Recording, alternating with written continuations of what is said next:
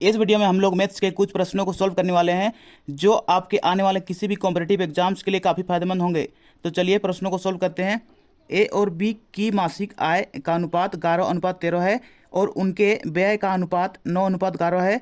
यदि वे दोनों प्रतिमाह 4,000 रुपये की बचत करते हैं तो उनकी आय का अंतर कितनी है। तो यहाँ पर ए और बी है और मासिक आय का अनुपात है 11:13। ए का 11 है और बी का 13, ठीक है। और व्यय का अनुपात है 9:11, 9:11, ठीक है। तो यदि वे दोनों प्रतिमाह 4,000 रुपये की बचत करते हैं तो उनकी आय का अंतर कितनी है, ठीक है। तो ए की आय है 11 और व्यय है 9, तो इनका बचत होगा 2, ठीक है। और बी की आय है 13 और व्यय है 11, ठीक। तो इनका भी बचत होगा 2 और 2 यूनिट का मान है 4,000 रुपया, ठीक है। तो उनकी आय का अंतर कितनी है। तो एक की आय का अनुपात है 11 और बी की आय का अनुपात है 13। तो अंतर बराबर 13 माइनस 11, 2 बचेगा, ठीक है। तो 2 यूनिट का मान है 4,000, तो 4,000 रुपया, यही आंसर होगा। यहाँ पे आय का अंतर है तो आय का अंतर, ठीक है।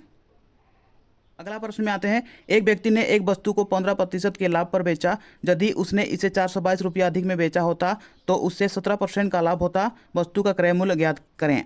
तो क्रय मूल्य हमेशा 100% होता है, 100%। तो यहाँ पर व्यक्ति ने वस्तु को 15% के लाभ पर बेचा है, 15% लाभ पर बेचा है। यदि उसने इससे 422 रुपये अधिक में बेचा होता तो उससे 17% का लाभ होता, 17% का लाभ होता, ठीक है। अगर उसने इसे 422 रुपया अधिक में बेचा होता तो इनके बीच का अंतर कितना है। 17 माइनस 15 करेंगे, 2%। 2% का मान है 422 रुपया, ठीक है। तो 2 एका 2, 2 दूने 4, 2 एका 2, 2 एका 2, ठीक है। तो 1% का मान है 211। तो वस्तु का क्रय मूल्य पूछा गया है तो क्रय मूल्य 100% होता है। 1% बराबर 211 है तो 100% बराबर 211 गुने 100 बराबर 211 एका 211, 120, तो 21,100 रुपया, यही आंसर होगा। अगला प्रश्न में आते हैं। राम एक कार्य को 50 दिनों में और श्याम 60 दिनों में कर सकता है। यदि वह इस पर 10 दिनों तक एक साथ काम करते हैं तो शेष कार्य का अंश क्या होगा। तो राम एक कार्य को 50 दिनों में कर सकता है और श्याम 60 दिनों में कर सकता है। तो दोनों का लॉसो क्या होगा, 6×5 = यानी कि 300 और 5×6 = यानी कि क्षमता, राम की क्षमता है 6 और 6×6 श्याम की क्षमता 5। ये क्षमता है, ये कुल कार्य है और ये दिन है, ठीक है, समय। तो यदि वह इस पर 10 दिनों तक एक साथ काम करते हैं तो दोनों का क्षमता है 6, 5, 11, 11। दोनों एक साथ काम करते हैं 10 दिनों तक, 11 दहाएंगे 110, 110 कार्य इसने 10 दिनों तक किया, ठीक है। अब शेष कार्य, सॉरी, टोटल कार्य है 300 माइनस 110, तो 0, 10 में 1, 9, 1, 190 कार्य बचा है शेष। तो शेष कार्य का अंश क्या होगा। तो अंश बराबर शेष कार्य बचा है 190, टोटल कार्य कितना था यहाँ पे 300, 1 0 से 1 0 काट देंगे तो 19/30, यही शेष कार्य का अंश है, 19/30 आंसर। अगला प्रश्न में आते हैं। एक चुनाव में 2 उम्मीदवार होते हैं। पहला उम्मीदवार को 44% मत मिले और वह 2040 मतों से हार गया। मतों की कुल संख्या ज्ञात करें।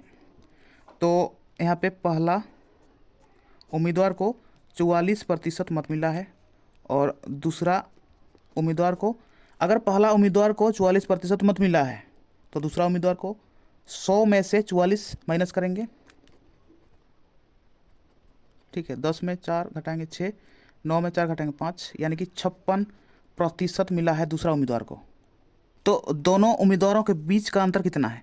56 में से 44 को माइनस करते हैं, 6 में से 4 घटाएंगे 2 बचेगा, 5 में से 4 घटाएंगे 1 बचेगा, यानी कि 12%। 12% का मान है 2040, ठीक है।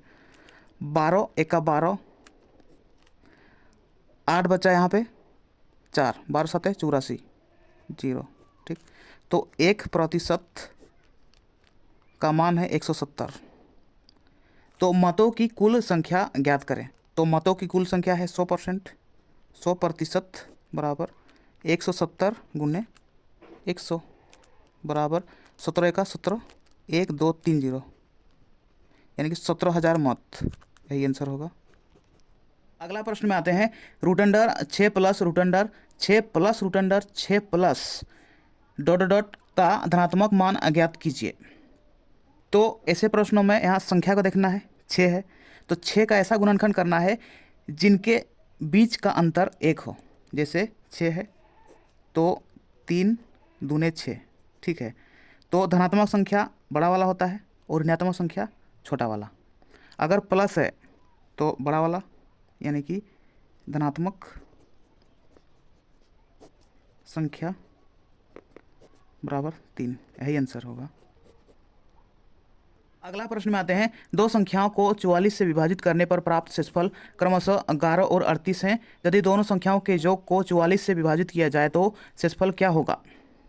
तो यहाँ पर कहा गया है कि 44 से किसी भी संख्या को भाग करते हैं तो 11 शेषफल बचता है। तो 44 से भाग करते हैं किसी भी संख्या को तो 11 शेषफल बचता है, ठीक है। तो 44 एका 44 करते हैं।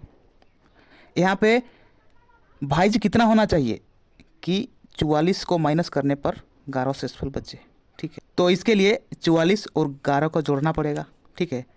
44 प्लस 11 कितना होता है? 55। अगर यहाँ 55 होगा तो 55 में से 44 घटाएंगे तो 11 बचेगा, ठीक है। तो ये तो समझने के लिए किए, ठीक है। तो 44 से विभाजित करने पर 11 शेषफल बचता है, यानी कि 44 प्लस 11 तो वही संख्या मिलेगा, ठीक है।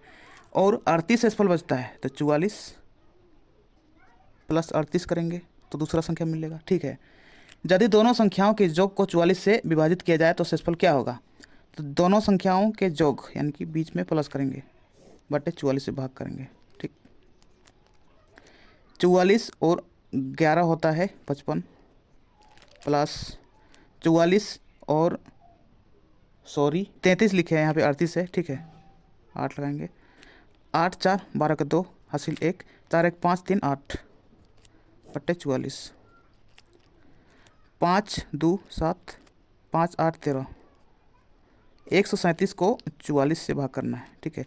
तो 137 को जब 44 से भाग करते हैं, 44 तिया होगा, 3 चौके 12 को 2 हासिल 1, 3 चौके 12 1 13, 7 में 2 घटाएंगे 5 बचेगा, 13 में से 13 घटाएंगे 0, ठीक है। तो यहाँ पे शेषफल बराबर 5, यही आंसर होगा। तो ये थे मैथ्स के कुछ प्रश्न। अगर आपको वीडियो पसंद आया तो वीडियो को लाइक कीजिए और मैथ्स चैनल को सब्सक्राइब कीजिए और बेल आइकन को दबाइए ताकि इस चैनल पर आने वाला हर वीडियो का नोटिफिकेशन आप तक सबसे पहले पहुंचे। तो चलिए इस वीडियो को यहीं समाप्त करते हैं, मिलते हैं नेक्स्ट वीडियो में। तब तक के लिए अपना पढ़ाई करते रहिए, ख्याल रखिए अपना और अपने माता पिता का। धन्यवाद।